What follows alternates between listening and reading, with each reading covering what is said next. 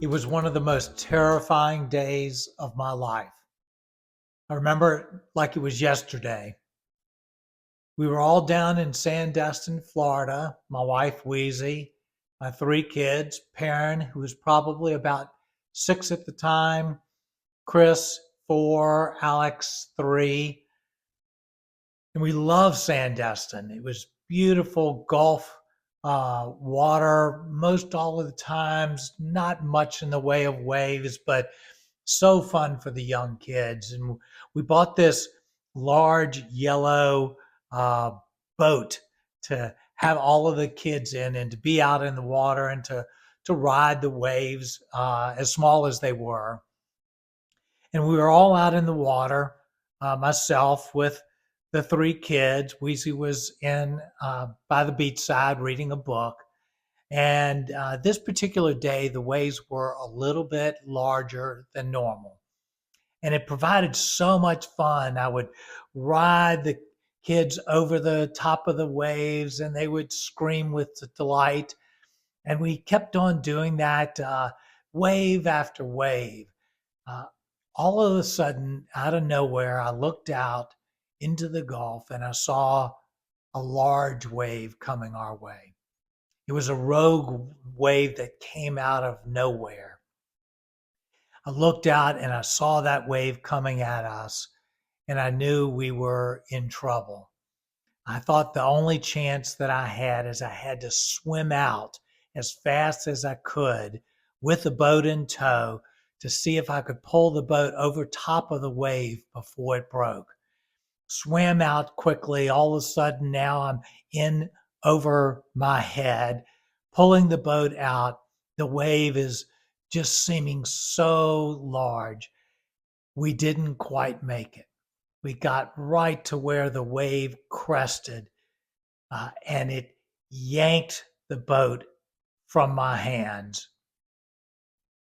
Chris went flying in with the boat on the wave, screaming at the top of his lungs. Alex and Perrin were both thrown out of the boat by the large wave. Alex being 2 or 3, I can't remember which. I immediately grabbed him out of the waves, now in over my head, treading water. And I looked around quickly for Perrin. I saw her over in the distance, uh, diving under one of the waves as now larger waves roll time after time. And I saw her diving under, and she was about 30, 40 feet away from me.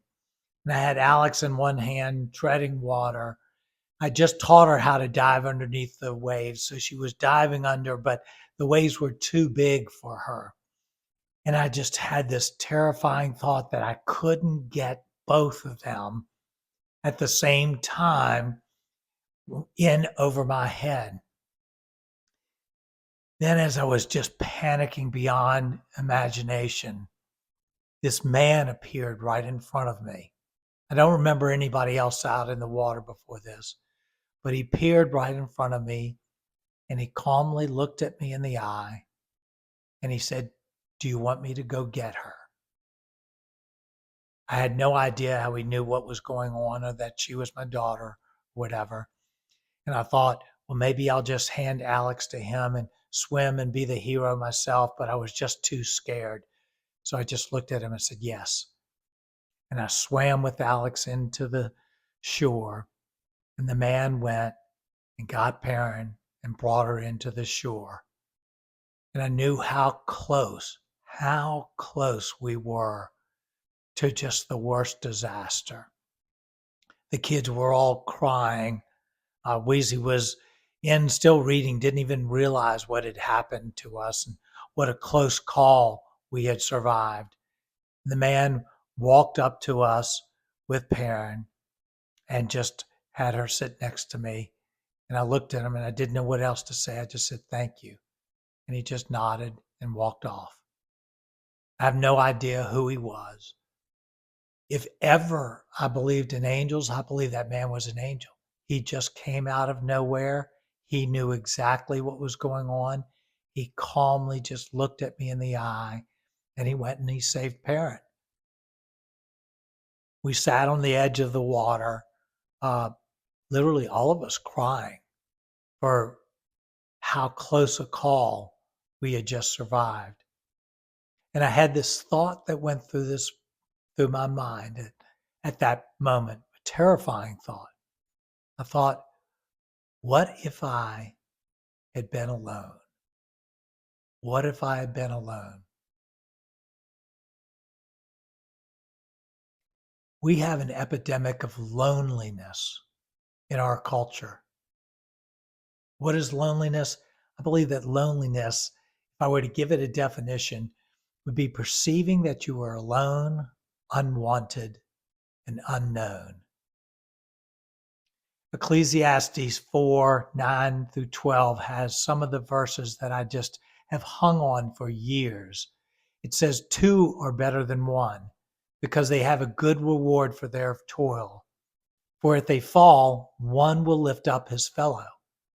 But woe to him who is alone when he falls and has not another to lift him up. That day out in the ocean, riding those waves, kids tossed out of the boat, I was all alone. And by God's grace, there was someone close by to help me, to lift me up when I fell down. I think loneliness is one of those things that just makes God so, so sad. Goes all the way back to the book of Genesis. And we all know the story of the Garden of Eden, and we know the story of God's creation of the world in 7 days. And when he created the world in the 7 days, at the end of each day, spoke out the words, and it was good. And it was good. And that's repeated 7 times until it gets to the final day of creation, the 6th day before the Sabbath. And he creates man, and he said it was very good. And then the book of Genesis moves over to the story of the Garden of Eden. And in this Garden of Eden, before Adam and Eve fell and ate the fruit of the tree of the knowledge of good and evil, before that happened, when Adam was all by himself, in this very good creation, God says, and it was not good that man was alone.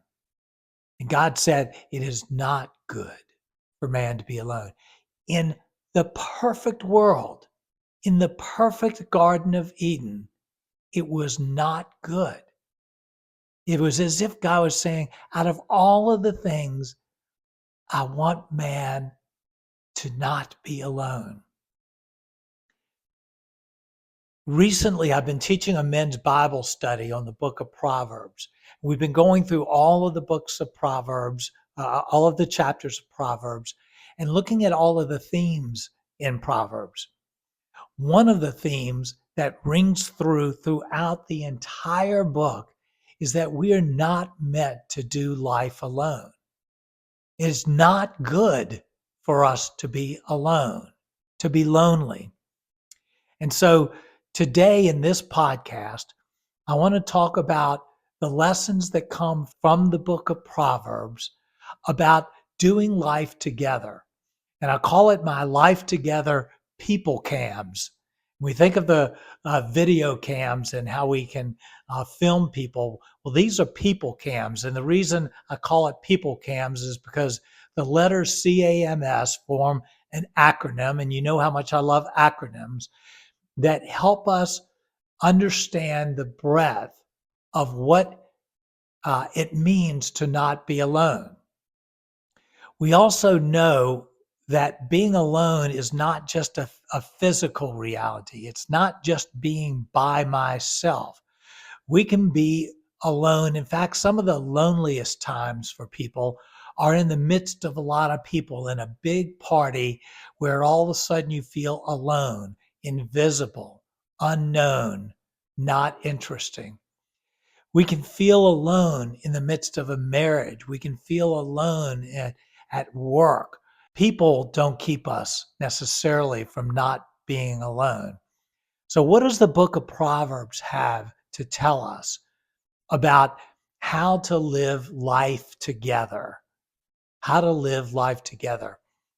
Well, there are four types of relationships that Proverbs describes in detail throughout, with tons and tons of verses about the breadth of what it means to live life together.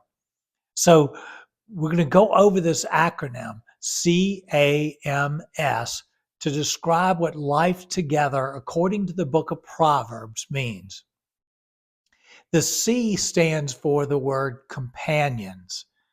So there are three scenarios that are possible for us in life. One is that we don't have any companions in life. We might have a friend, but we don't have companions, people who we do life together with. The second scenario is that we have companions, but those companions act as negative forces in our life. When we're with a group of people, a group of negative companions, they pull us down. They bring out the worst in us. And then the third scenario is that we have companions who lift us up, who make life rich and fun and enjoyable and exciting, who we do life together with, and they bring out the very best in us. Proverbs says, whoever walks with the wise becomes wise, but the companion of fools will suffer harm. In other words, you may have companions, but what kind of companions do you have? Are your companions making you better, or are they bringing you down? So we have all sorts of circles of companions in our lives. We might have friends that we hang out with, that we do sports with, that we play golf with, or tennis with, or go cycling with, or just go to the gym with. We have companions that we might be in a small group with. We have companions at work. We might have companions who we're in a book club with. The question for the breadth and for the enjoyment of life are, who are the companions in your life? And if you don't have that group of people that serve as the companions, the people that you can just do life with, how can you find and enter into life-giving relationships with a group of people that you can do life with? Not just one person, but a group of people that you can do life with. If you don't have that, find those life-giving companions. It's critical for all of us not to just have a friend or to be married, but for us to have companions that we do life with for the breadth of life. The A in CAMS stands for advisors. We all need advisors in our life. Proverbs 11:14 says, where there is no guidance, a people falls, but in abundance of counselors, there is safety. Proverbs 15:22, without counsel, plans fail, but with many advisors, they succeed. One more verse, Proverbs 24:6, for by wise guidance you can wage war, and in the abundance of counselors there is victory. We all need an abundance of advisors for all different situations. We may need counselors in our life. How important it is when we're going through struggles to have someone that we can talk with, a wise counselor to help walk through the difficult places in our life. We need financial advisors, lawyers. We need doctors who are advisors to us on how we live healthy lives. We might have someone who functions as a sage for us. We might have a teacher that we look to, an advisor. I know coaches can be incredible advisors. You all know I love golf, and I've been pursuing getting better and better at golf. This past year, one of the incredible places of growth for me has been as I have engaged a golf coach, someone who is further along, who knows more about the game, who can advise me, who can literally coach me in the places that I need to improve in golf. What a help that has been, and how that's escalated my improvement in golf. We need advisors in every area of our life. I think as we think of this breadth of people that we need in our lives, we should ask ourselves the question, where in my life do I need someone who knows more than I do, who can advise me, who can help me? Don't try to go at life alone. Don't try to figure out your finances alone. Don't try to deal with grief alone. Don't try to deal with depression alone. Don't try to figure out your health and just hope it's all going to work out. We need an abundance of counselors, and in an abundance of counselors, there's victory. List specifically where you need advisors in your life. So the C stands for companions, the A stands for advisors, the M stands for mentees. Mentees, not mentors, but mentees. Relationships are meant to be two-way streets. A few years back, I led a mentoring ministry at our church, and in this mentoring ministry, we would pair one mentor, man or woman, with two mentees, two younger men, younger women, and they experienced a relationship for a year of mentor to mentee. The fascinating thing about that whole mentoring relationship is at the end of it, as we gathered all together at the end, I got more comments from the mentors about how meaningful this ministry was to them than I did from the mentees. I think it was helpful for everyone, but the mentors gained so much by offering themselves, both in their failures and in their successes, in honest, transparent relationships to mentees. So many of us think, well, I don't have anything to share. I'm not, my life is not together enough to be a mentor to someone. But the key to a mentoring relationship is just the decision to walk alongside someone else in all of your flaws, with all of your strengths and all of your weaknesses, in an honest, transparent relationship. And when we choose to do that, when we choose to give in a relationship like that, we grow from that. This is the kind of relationship, along with having advisors, along with having companions, that makes life so incredibly rich. So we have C, companions, we have A, advisors, we have M, mentees, and the S stands for a soul friend. A soul friend. A soul friend is a special gift from God. It's someone who knows us, accepts us, encourages us, challenges us, but most importantly, a soul friend is someone who is there for us. Proverbs 17:17 says, "A friend loves at all times, and a brother is born for adversity."